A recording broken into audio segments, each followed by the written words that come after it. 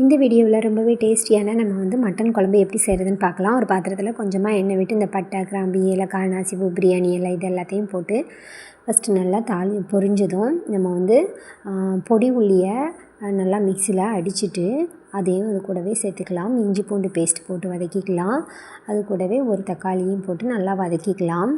இதுக்கு வந்து பல்லாரி போடாதீங்க, பொடி உள்ளி போடுங்க. அப்போ தான் நல்லாவே டேஸ்ட்டாக இருக்கும் மட்டன் குழம்பு வந்து. இப்போ வந்து மஞ்சத்தூள், கொஞ்சமாக மிளகாத்தூள், அப்புறம் மட்டன் மசாலா பொடி, மல்லித்தூள், கறி மசாலா பொடி இந்த அளவு எல்லாமே சேர்த்துருக்கேன். இதெல்லாம் போட்டு நல்லா வதக்குனதும் நம்ம வந்து கொஞ்சமாக மல்லித்தலையும் போட்டு இது கூடவே வந்து வதக்கிக்கலாம். அதுக்கப்புறம் வேக வச்சுருக்க நம்ம மட்டனை வாஷ் பண்ணிவிட்டு குக்கரில் ஒரு 10 விசில் கிட்ட வச்சுருங்க. அப்படின்னா நல்லாவே வெந்துடும். வெந்த மட்டனையும் நம்ம இந்த மசாலாலாம் மிக்ஸ் பண்ணி வச்சுருக்கோம் பாருங்க, பார்த்திங்களா, அதில் வந்து ஊற்றிக்கலாம். ஊற்றிட்டு கொஞ்சமாக ஒரு பெரட்டினதும் நம்ம வந்து தேவையான அளவு தண்ணி வந்து ஊற்றிக்கலாம்.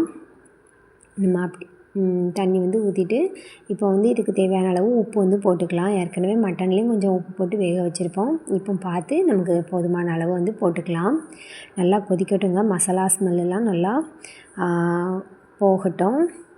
நல்லா அந்த மசாலா வந்து இந்த நம்ம மட்டனில் வந்து நல்லா பிடிக்கணும். மசாலா ஸ்மெல் போனதும் நம்ம வந்து தேங்காவை வந்து நல்லா ஃபைன் பேஸ்ட்டாக அரைச்சி அது கூடவே வந்து ஊற்றிக்கலாம். பாருங்கள், நமக்கு வந்து சூப்பராக கட்டியாகி வந்துடும். இன்னும் நமக்கு சுக்கா மாதிரி வேணும் அப்படின்னா நல்லா தண்ணி வந்து வற்ற வைக்கலாம். அப்படி இல்லைன்னா இந்த அளவே நமக்கு வந்து போதும். சாப்பாடு கூடலாம் ஊற்றி சாப்பிடும்போது நல்லா கரெக்டாக இருக்குங்க. ஆறின பிறகு நல்லா கட்டியாகவே ஆயிருங்க. பாருங்கள், இந்த மாதிரி ஆயிரும். அவ்வளோதாங்க. இந்த வீடியோ பிடிச்சிருந்தா லைக் பண்ணிவிட்டு சேனலை மறக்காமல் சப்ஸ்கிரைப் பண்ணிக்கோங்க. பாய்.